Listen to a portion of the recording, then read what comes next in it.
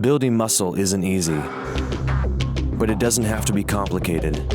Dr. Rob Wildman, PhD in nutritional science, is here to teach you the 10 laws of building muscle.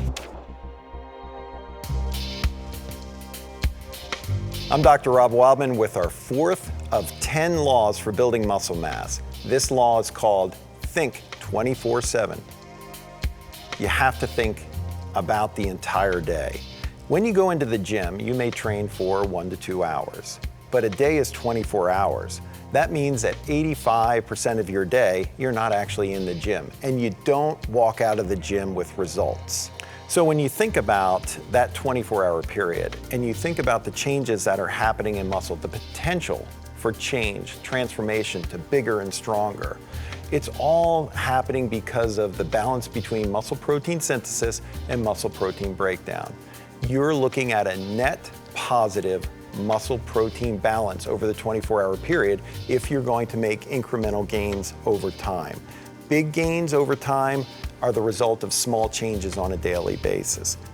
We know that muscle protein synthesis gets topped off, meaning that you can't continue to throw protein at muscle within a short period of time and expect muscle protein synthesis in that time to get higher and higher. That means that to continue to create the optimal net muscle protein balance over a 24-hour period, you need to provide protein throughout the day. Protein is absolutely critical in the time period around exercise.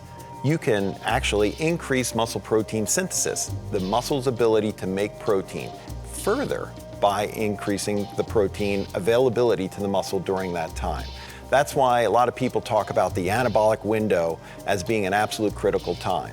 And we can get into arguments about the fine details, but nobody will deny that if you do not nourish the muscle around the time period in which you train with ample protein, that you're just not going to get the best results from your training. So when I work with people and we build meals, I always have them build meals from protein out. That's my first question. Where's your protein and how much is there? I recommend at least 20 to 25 grams of protein at a minimum at a meal, and then every 3 to 4 hours at a minimum. So whether that's coming from meat, 3 to 4 ounces of meat or fish, whether that's coming from eggs in the morning, or whether that's coming from maybe a protein powder or Greek yogurt or whatever it may be. And then when you're thinking about 24/7, your total day, not only is it protein, but you're also thinking about calories. As long as the protein levels are augmented or higher and the training is hard, you can still gain some muscle mass while you lose body fat in a calorie level that's a little bit below what is needed for maintenance. So in those types of situations, as caloric intake becomes more restricted, you need more and more protein in order to continue to progress towards your goal. In a hypercaloric scenario where you're trying to build mass, 500 extra calories, half of those calories coming from protein, and the other functionally split between carbohydrates and a little bit of fat as well. So calories as well as total protein intake over that 24-hour period are probably two of the most important factors that we need to consider on a 24/7 basis. So the last point is to also consider, sort of those flanker time periods over the course of the day. And I mean breakfast and then nighttime. Research tells us that first thing in the morning, if we fasted overnight, we're in negative net muscle protein balance. That means that protein synthesis has slipped below protein breakdown, and we're not gaining muscle at that time. How do we reverse that? Well, the simplest way to reverse it first thing in the morning is to get your protein.